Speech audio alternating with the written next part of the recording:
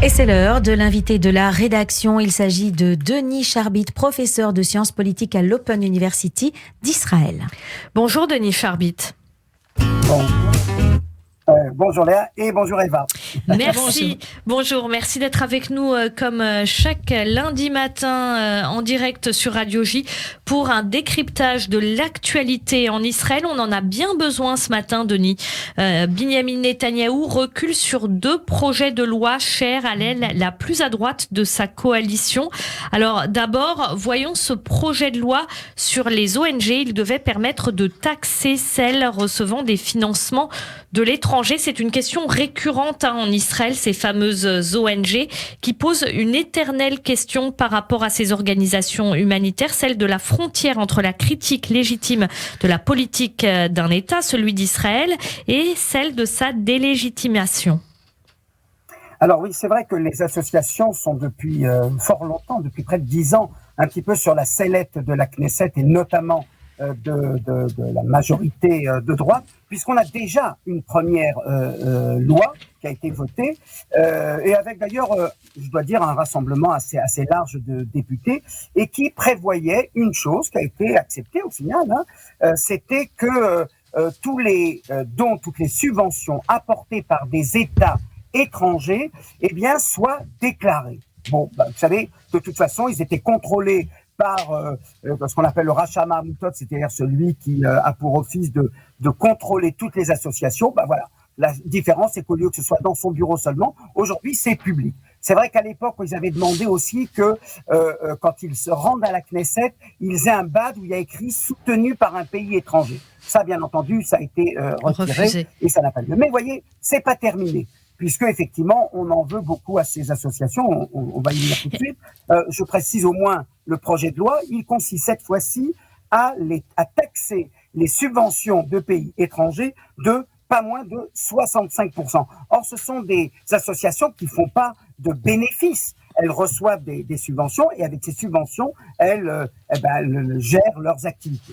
Alors, de pays étrangers, ça pose aussi une question parce que du coup, est-ce qu'on doit considérer, par exemple, que des fonds venus de l'Union européenne ou des États-Unis, ce serait la même chose que des fonds venus, par exemple, de la Turquie ?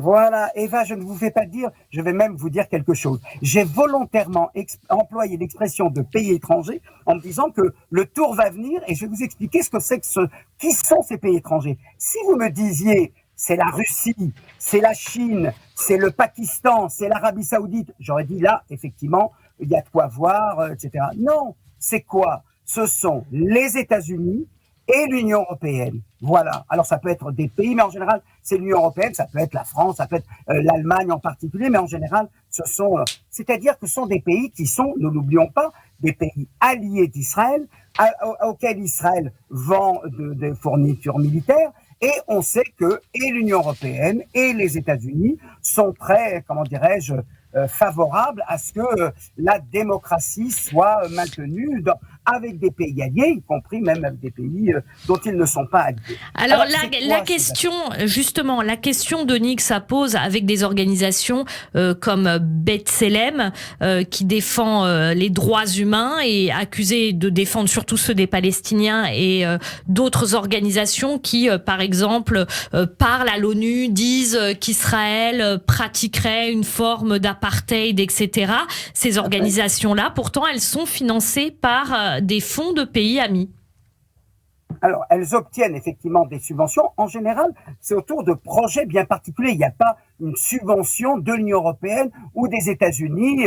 C'est le département d'État, attention, qui donne des subventions. Non, c'est pas, je dirais, en fonction de projets bien particuliers. C'est compétitif, c'est-à-dire qu'une année on l'a, une année on l'a pas, etc. Alors, c'est vrai, et ça, je comprends le différent. Mais enfin, on est quand même là pour expliquer les choses.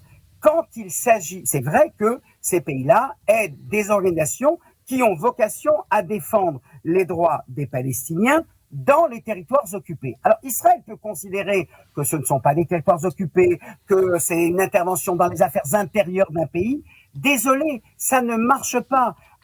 Subventionner des activités qui touchent au respect des droits humains, même si effectivement dans cette critique parfois on va beaucoup plus loin qu'une critique de la politique israélienne, même parfois une mise en cause, enfin notamment à propos de l'accusation d'apartheid appliquée non seulement au territoire mais également à l'État d'Israël. C'est vrai que ça va parfois beaucoup plus loin, mais globalement, ces subventions, elles viennent toucher, elles viennent aider comment dirais-je, à donner des informations, à pouvoir dénoncer des abus.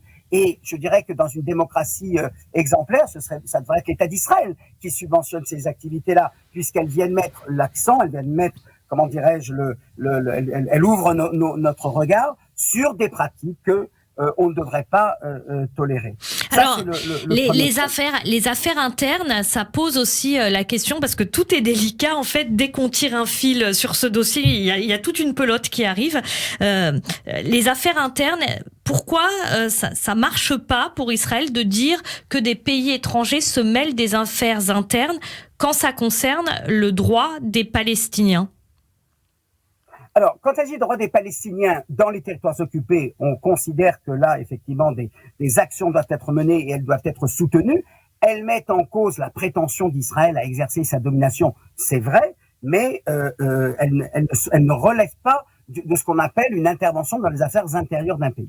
Par ailleurs, il y a effectivement aussi des associations qui sont soutenues pour des questions qui sont liées, je dirais, à des projets de développement scolaire, universitaire, économique, des Arabes israéliens, des Bédouins, des Druzes, des Juifs du RSF. Je ne vois pas pourquoi on devrait y voir ici un problème. Qu'on puisse ça et là parfois pointer un abus et faire valoir à l'Union européenne, au Parlement européen, que là on donne de l'argent à une association qui par ailleurs a fait ceci ou cela, pourquoi pas? Ça fait partie d'un dialogue constructif entre des États. Et Denis, ça fait écho aussi, tout ce débat sur le financement des ONG, à ce qui s'est passé en France avec une résolution qui a été déposée à l'Assemblée nationale qui assimilait Israël à un État d'apartheid. Et beaucoup de députés se sont opposés à ce projet en disant que c'était... il charriait de l'antisémitisme, le fait de dire qu'Israël était un État d'apartheid. Donc du coup, c'est compliqué parce que c'est aussi du coup ce qui est opposé à ces organisations, à ces ONG israéliennes. Mais attention, toutes les ONG, c'est très bien que vous me posiez cette question, Eva, toutes les ONG n'adoptent pas forcément cette rhétorique d'Israël comme État apartheid. C'est le cas de B'Tselem, c'est vrai. C'est la seule à ma connaissance. Je peux vous donner un autre exemple qu'il faut mettre d'ailleurs peut-être en valeur. L'association des médecins pour les droits de l'homme qui toutes les semaines vont distribuer des médicaments dans des villages palestiniens, y compris dans des camps de réfugiés palestiniens, avec d'ailleurs l'armée qui leur libère le passage, puisqu'en théorie on n'a pas le droit d'aller en zone A en particulier, mais là, qu'est-ce qu'il y a? Ce sont d'ailleurs des médecins qui peuvent être très souvent sionistes ou passionnistes, etc. Je veux dire, tout ça, il faut bien comprendre qu'on se sert d'un exemple qui est peut-être critique, qui est peut-être à mettre en cause, tout ça pour faire quoi? Pour finalement les étrangler financièrement. Parce que c'est pas le contrôle, c'est dire désormais ces associations, lorsqu'elles reçoivent de l'argent de l'Union européenne, de la France, etc., eh bien, elles devront payer 65% d'impôts sur ce qu'ils touchent. C'est-à-dire, on veut les étrangler. Et ça, c'est une mise en cause de la liberté d'action et d'expression. Et un pays comme Israël ne peut pas tolérer une telle chose. Et la preuve, Netanyahou a reculé devant la pression allemande et la pression américaine. Alors, très rapidement, il y a un autre projet sur lequel il a reculé, c'est celui sur les valeurs du sionisme. Pourquoi ça a suscité des réticences très rapidement? Parce que il faudrait donner une définition du sionisme, pour savoir qu'est-ce que ça veut dire que toutes les décisions d'un ministère, de tous les ministères, devraient prendre en priorité le sionisme. Si c'est pour dire, eh bien, ça veut dire que désormais, on va privilégier le droit des Juifs au détriment d'autres citoyens. Vous savez comment ça s'appelle en français, dans le langage politique français? Ça s'appelle la préférence nationale de Jean-Marie Le Pen. C'est ça qu'on s'apprêtait à voter. Et là aussi, Netanyahou, il faut reconnaître et il faut souligner la sagesse dont il est capable lorsqu'il le veut, qui a compris que c'était risqué. Il est vrai également que les partis orthodoxes ont rejeté aussi ce projet de loi en disant « Nous, le sionisme, ça ne nous concerne pas. N'oublions pas que ce sont des partis orthodoxes dans le gouvernement. » Et Netanyahou, au final, a estimé que c'était pas le moment et que ça allait, encore une fois, plonger Israël dans l'orbite des régimes à la turque, à la hongroise, à la polonaise, dans lequel on fait des distinctions. Non, un ministère est là pour servir tous les citoyens. Il n'est pas là pour dire de manière prioritaire. S'il s'agit des soldats israéliens, je peux vous dire qu'ils sont privilégiés, ils obtiennent beaucoup d'avantages, et c'est bien normal, mais on ne peut pas dire désormais le gouvernement doit mettre en priorité les habitants juifs au détriment des habitants de quiconque autre habitant. On est là pour servir des citoyens, on n'est pas là pour servir une catégorie par rapport à une autre. Surtout quand il s'agit d'une majorité au détriment d'une minorité. Merci beaucoup Denis Charbit, professeur en sciences politiques à l'Université ouverte d'Israël. Denis, qu'on retrouvera bien sûr avec beaucoup de plaisir la semaine prochaine, lundi prochain, pour un nouveau décryptage. Bonne journée à vous Denis, merci.